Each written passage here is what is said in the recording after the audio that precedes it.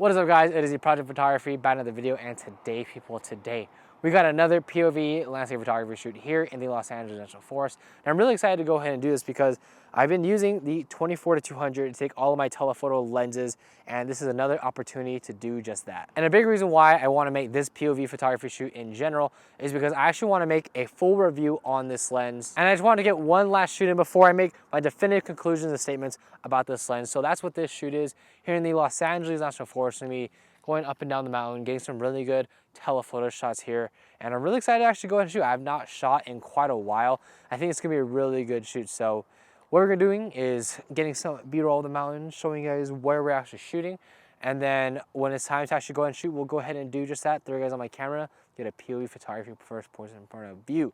So let's get started with the video, guys.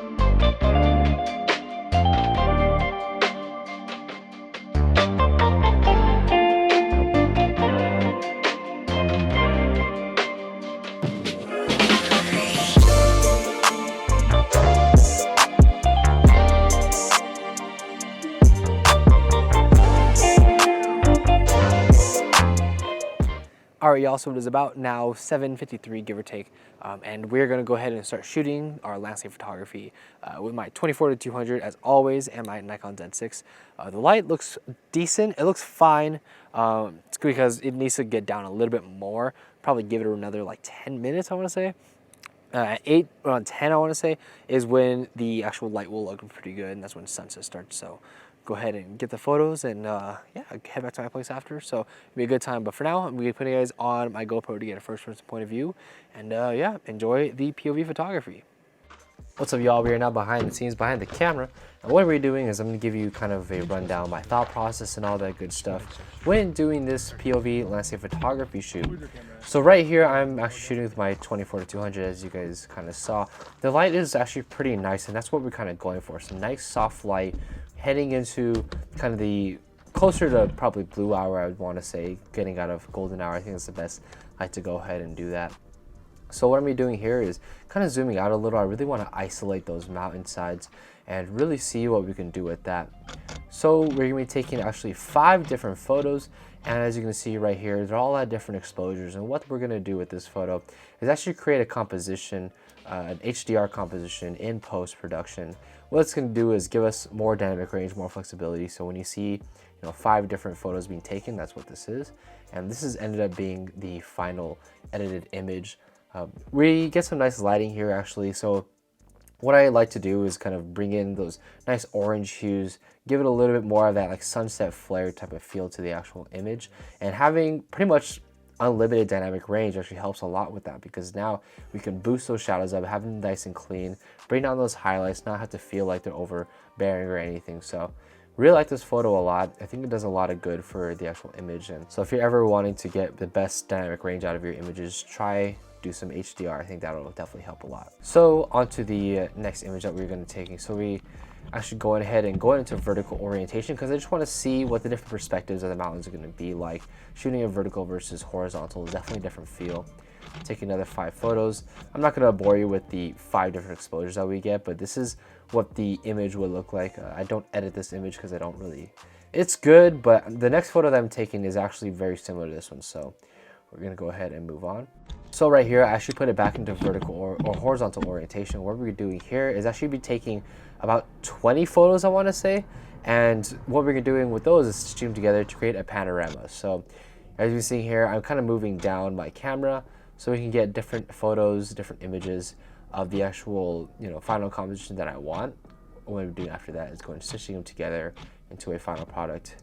And what this allows us to do is actually take a 24 megapixel image or a 24 megapixel sensor and turn it into something like a 70, 80 megapixel file, because we just get a lot of more dynamic range, a lot more megapixels to work with and so on. So right here, you can kind of see me moving down, taking all these individual photos. What we're doing is go ahead and stitch them together after, keeping the ISO the same and so on. And this actually helps with dynamic range just a little bit. I feel like I get a little more, boosting the shadows and highlights and so on. So this is actually the unedited version. As you see, it looks like an absolute mess. Not cropped at all, but this is what the final image actually turns out. When we go ahead and crop the image, go ahead and throw some post-production work in there and so on. actually really like this image a lot. I think it does a lot good for the photo. It definitely adds a different level of compression to the image that you kind of saw in the previous photo. It is pretty much the same sort of, I want to say like effective focal length as this image, but this definitely has a lot more compression. It feels a lot different. The images feel different. And we're gonna be able to turn this into around a 70 megapixel file, which is absolutely fantastic. Really love the colors in this image. And honestly, it's just a great photo overall. So turning a 24 megapixel sensor into around a 70 megapixel file. Go ahead and move on here. Go back into vertical orientation because there's kind of this mountainside that I really want to go ahead and showcase that I really like. So we go ahead and zoom in a little more, isolate the subjects. And that's one thing I really love about the 24-200 is that it gives a lot of versatility. 24-200 is an incredible range for landscape photographers. Even that 24-70 range that would not particularly be used. Like I would not carry a 24-70 with me, but it actually does a good job in terms of versatility. So I actually like this image. It's not something I'm going to be editing, but I like the simplicity of it. And I don't know, it's just a decent image. So not one I'm going to edit though. I only choose certain photos to go ahead and edit, and this is not one of them. So go ahead and move on here. We're just going to go ahead picking it up and going to a different location. So this is that different location we kind of did a little time skip so you don't have to watch us in the car and whatnot. But this is another little area that I saw that I actually kind of liked. You see what different photos we can get with this 24-270 range actually shines is because we're not going to be zooming in all the way. We can get the different perspectives, different looks, and actually go ahead and shoot another set of HDRs here, another set of 5 photos. I'm not going to bore you with all the different photos, but that's what the image is supposed to look like. Nothing crazy.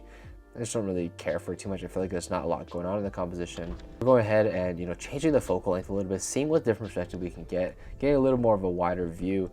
And I actually don't mind this photo. This is probably something I would edit a little bit later, something I did not decide to edit right now, but I think this photo could actually work for what I was trying to go for.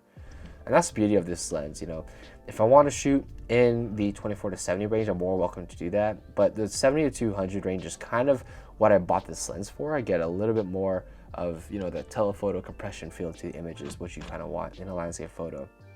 This is another photo that I took. Single image, nothing too crazy. Just feel like there's not a lot going on here. I wish there was a little bit more of the landscape. I wish there's a little more busyness. I wish, the subject was isolated a little better, but there's nothing we can really do about that given our circumstances where we actually shot. So we're actually go ahead and picking up and moving to a different location. This is the last location we go ahead and shooting at.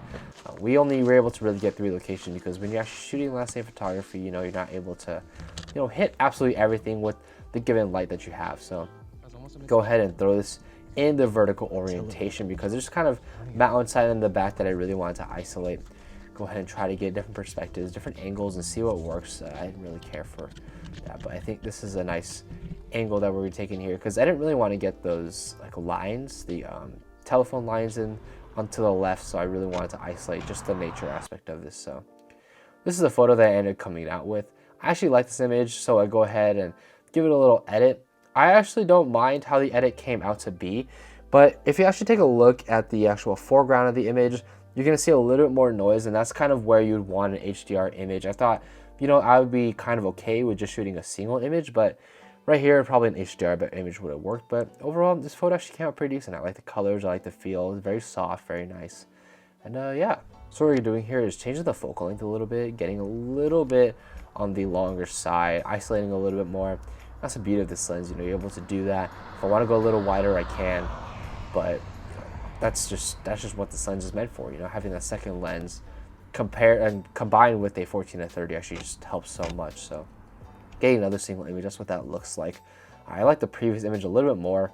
I just feel like I got a little bit more in the frame, but this honestly would be a good image too. I would not be too disappointed with editing this image either. Go ahead and move back into vertical orientation just to see what the different perspectives, different looks will get me.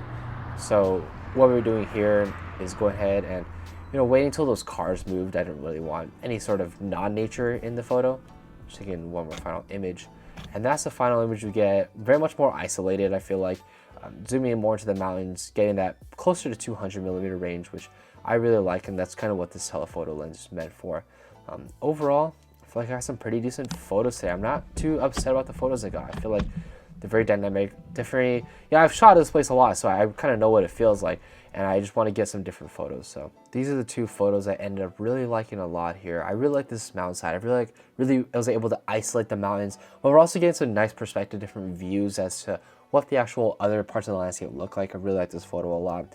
And the second photo I really took a liking to was this panorama, you know, able to get those high resolutions, which I feel like really helps when you're actually creating good images. I feel like you're able to get more detail and so on. And I don't need a 45 megapixel camera for this, and I think that's the beauty of panorama. So let me know what was your guys' favorite image down in the comment section down below, and let's get right back to the video.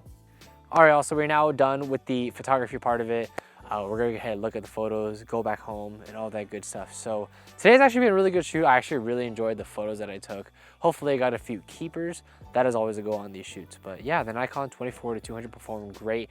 Very, very versatile lens, something I'm gonna be covering in my reviews. So if you are really excited to see that review, please feel free to stay tuned, subscribe, and all that good stuff to catch that review, and I'm really excited for that one, so that's gonna be a good one. So anyways guys, thank you so much for experiencing the world with me today. Check out my website if you haven't had a chance. Go ahead and do that down in the description bar below. Rate, comment, subscribe, and I'll catch you guys in the next one.